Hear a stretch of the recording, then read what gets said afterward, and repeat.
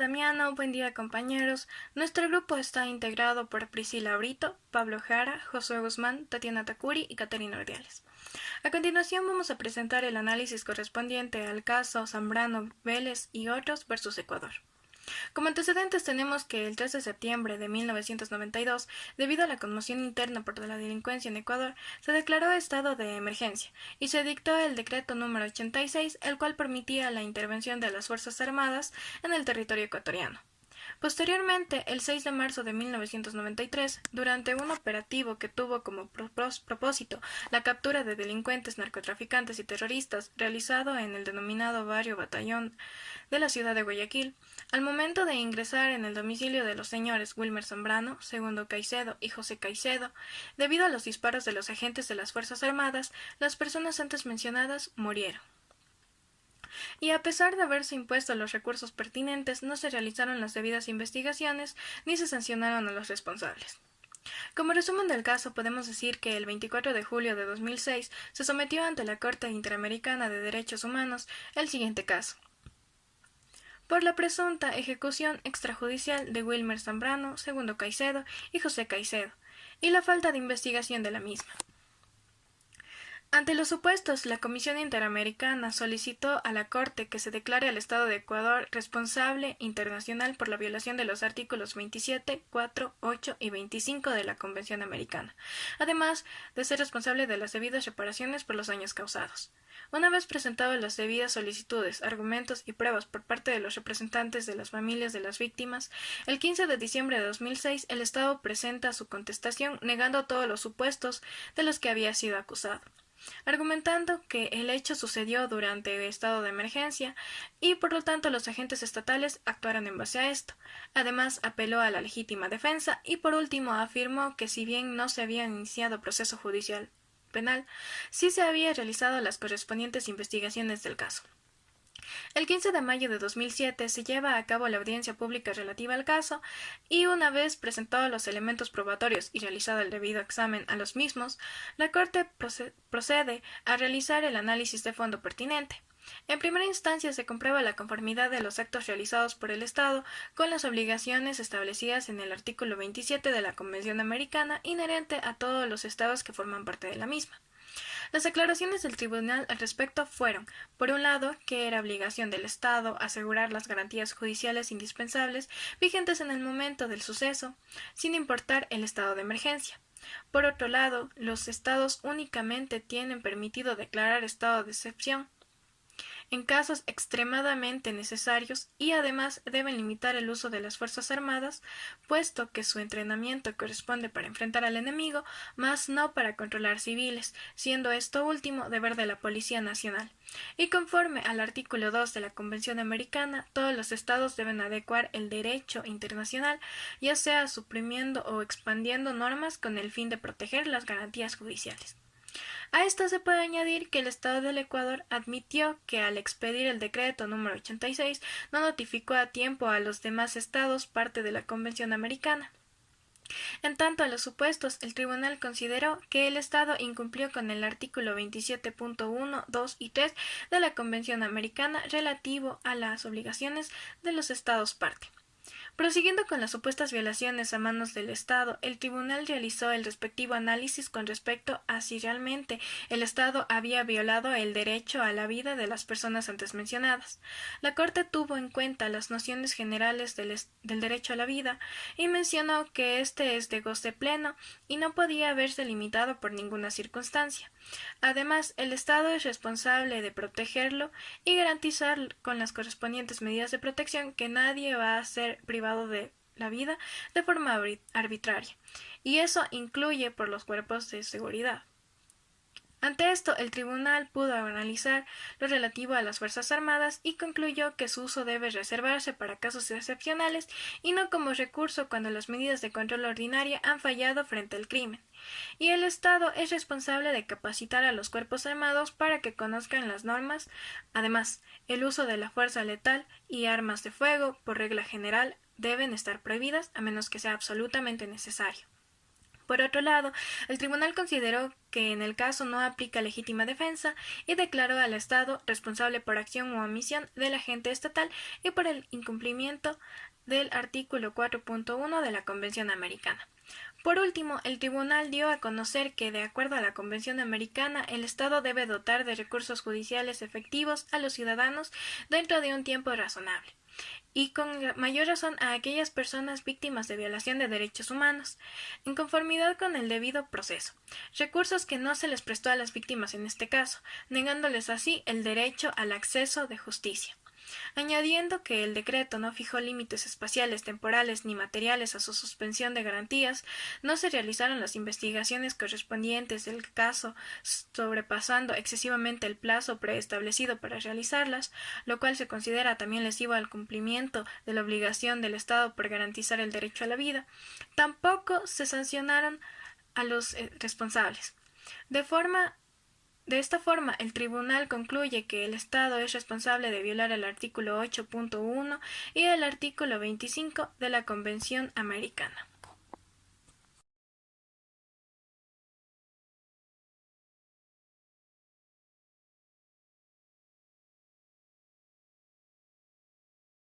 Bien, para empezar hay que tener en claro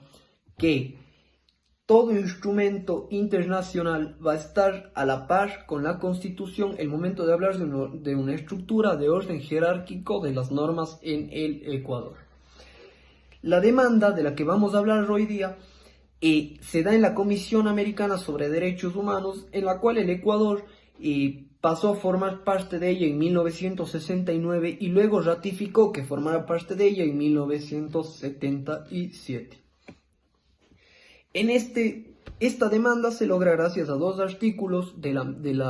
esta convención, el 61 y el 50. El artículo 61 nos dice que, primero, que solo los estados que forman parte de la comisión van a tener derecho a someterse a un caso de la decisión de la Corte. También nos dice que para que la Corte pueda conocer de cualquier caso es necesario que sean agotados todos los procedimientos que ya son previstos del artículo 48 al 50. El artículo 50 nos dice en su inciso primero que si no se llegara a una solución y dentro del plazo que fije el estatuto de la comisión, esta va a redactar un informe en el que se van a exponer los hechos y sus conclusiones, y si el informe no va a representar en todo o en parte la opinión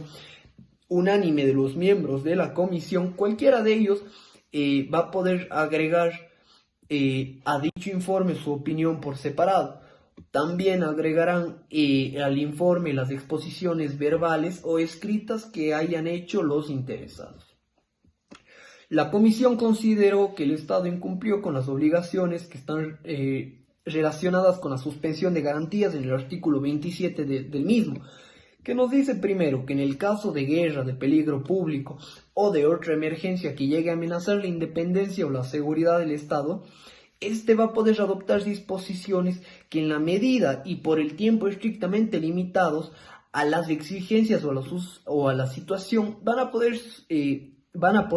suspender toda obligación que haya sido contraída en virtud de esta convención, siempre que tales disposiciones no sean incompatibles con las demás obligaciones que se les va a imponer el derecho internacional y que no entrañen discriminación alguna fundada en motivos ya sea de raza, sexo, idioma, color, religión o otro origen social.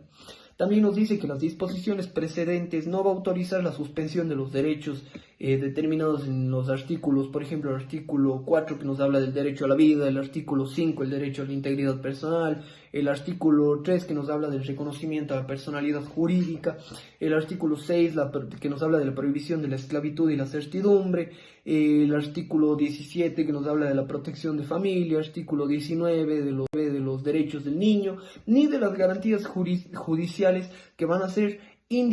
indispensables para poder proteger tales derechos. Ahora, todo Estado parte que haga uso de suspensión deberá informar inmediatamente a los demás estados de la presente convención por conducto del secretario general de la Organización de los Estados Americanos en las disposiciones cuya aplicación ya haya sido suspendido por los motivos que hayan suscitado la suspensión y de la fecha que se haya dado por terminada la suspensión. Consecuente a esto, también se vulneran otros artículos como el 1.1, el 2, el 4, el 8.1 y el 25. El 1.1 nos dice que los estados que vienen a ser parte de esta convención se van a comprometer a respetar los derechos y libertades que ya han sido reconocidos en ella y a garantizar su libre y pleno ejercicio a toda persona que llegue a estar sujeta a su jurisdicción sin discriminación alguna, ya sea por los motivos de color, raza, sexo, idioma, opiniones políticas, posición económica, posición social, entre otros. El artículo 2 nos dice que si el ejercicio de los derechos y libertades que ya fueron mencionados en el artículo primero no estuviesen ya garantizados por las disposiciones legislativas o de otro carácter, los estados partes se van a comprometer a adoptar con arreglo de sus procedimientos constitucionales y a las disposiciones de esta convención las medidas legislativas o de otro carácter que lleguen a ser necesarias para hacer efectivos tales derechos y libertades. El artículo 4, en su inciso primero especialmente, nos habla de que toda persona va a tener derecho a la vida, a que se respete su vida. Este derecho va a estar protegido por la ley y en general a partir desde el momento de la concepción. Nadie puede ser privado de la vida arbitrariamente. El artículo 8, en su inciso primero, nos dice que toda persona va a tener derecho a ser oída con las debidas garantías y dentro de un plazo razonable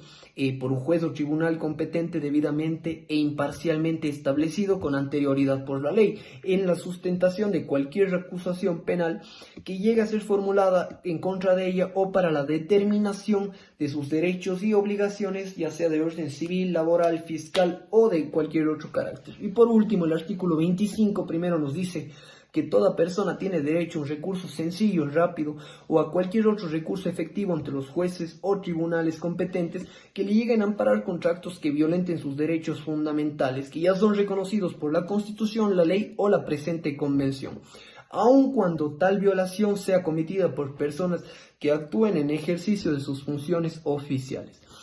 Y por último, los estados se van a comprometer a garantizar que la autoridad competente son reconocidos por la Constitución, la ley o la presente convención,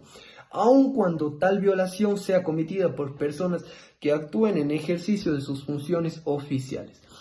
Y por último, los estados se van a comprometer a garantizar que la autoridad competente prevista en el sistema legal del estado decida sobre los derechos de tal persona que interponga tal recurso, desarrollar las posibilidades de un recurso judicial y a garantizar el cumplimiento por las autoridades competentes de toda decisión que se haya estimado procedente al recurso.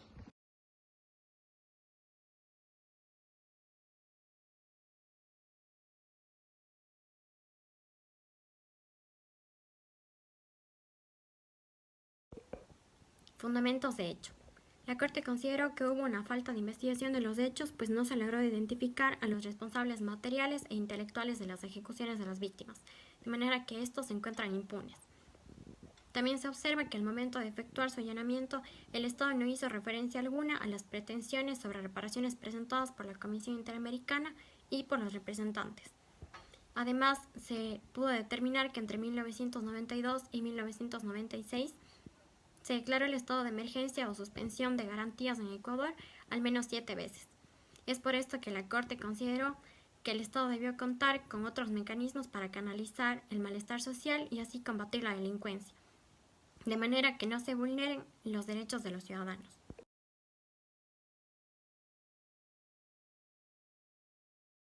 El Estado violó el derecho a la vida consagrado en el artículo 4 de la Convención Interamericana sobre Derechos Humanos. Toda persona tiene derecho a que se respete su vida. Este derecho estará protegido por la ley y en general a partir del momento de la concepción.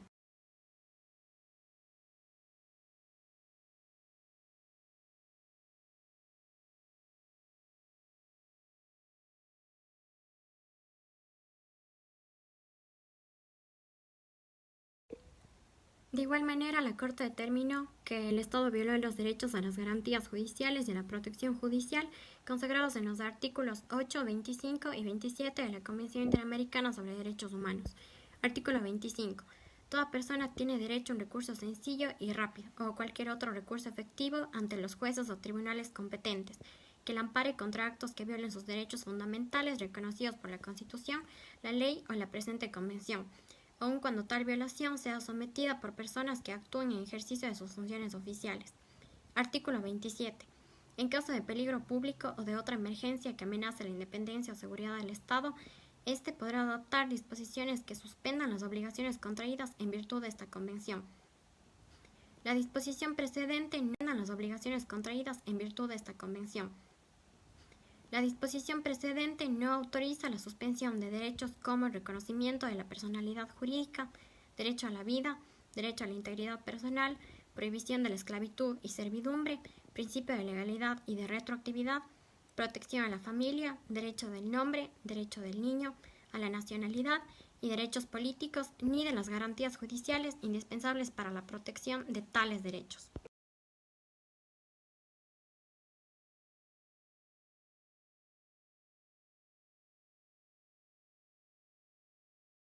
Ok, doctor, en esta parte del video vamos a analizar los puntos de resolución emitidos por la Corte de manera unánime, vale recalcarlo. En un breve resumen podemos decir lo siguiente.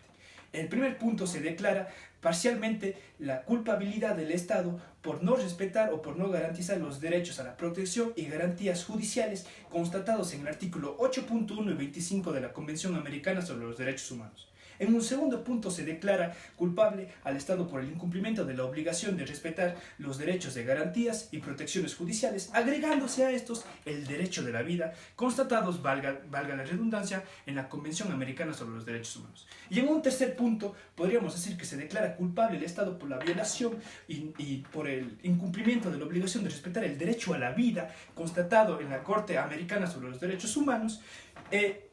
al privarse de esta al señor Wilmer Zambrano, Olmedo Caicedo y Miguel Caicedo de manera arbitraria y extrajudicialmente. Aparte de esto, la Corte constata per se una manera de reparación, emitiendo los siguientes puntos. En primer lugar, el Estado tendrá que ejecutar las diligencias necesarias para identificar, para enjuiciar y, dado caso, para sancionar a los responsables de la ejecución extrajudicial. En un segundo punto, el Estado tendrá que reconocer de manera pública, emitiendo un comunicado, su responsabilidad acorde a la sentencia de la Corte.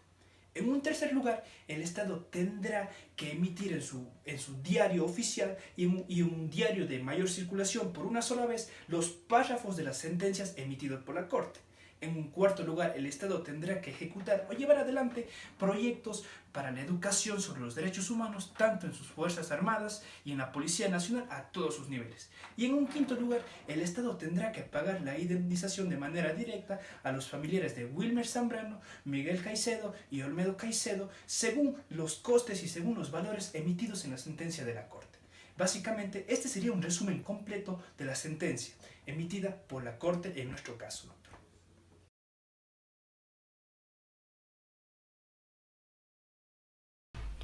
Bueno, haciendo un análisis grupal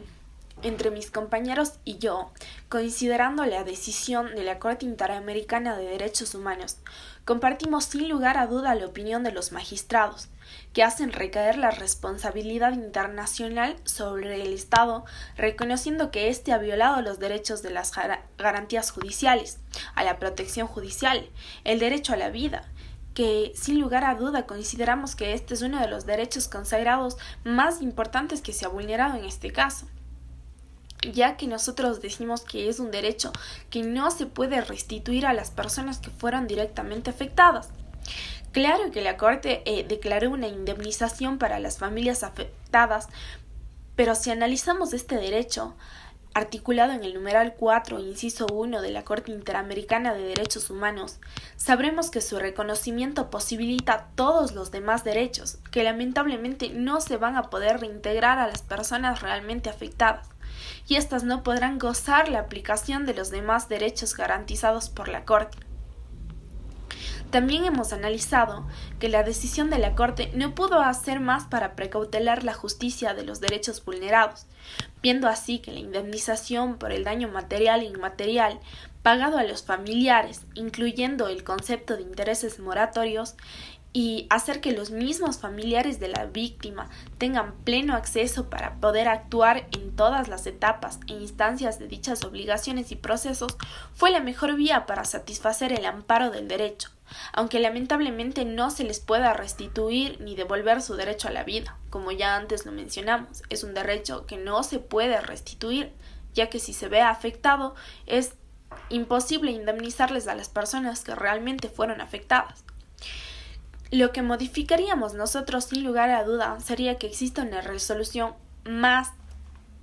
dándole a su ciudadanía una seguridad jurídica de que este delito no vuelva a incurrir por ninguna circunstancia, que recaiga todo el peso de la ley a los futuros responsables de un delito como este, ya que en este caso no hubo ninguna persona sentenciada, ya que no encontraron a los responsables. El Estado deberá patrocinar seguridad de que este hecho será el último que haya quedado a flote, sin responsables, porque quienes están atribuidos al uso legítimo de la fuerza tienen obligatoriamente que respetar el derecho a la vida de quienes se encuentran bajo su jurisdicción. Con esto concluimos nuestro trabajo. Muchas gracias, doctor Damiano.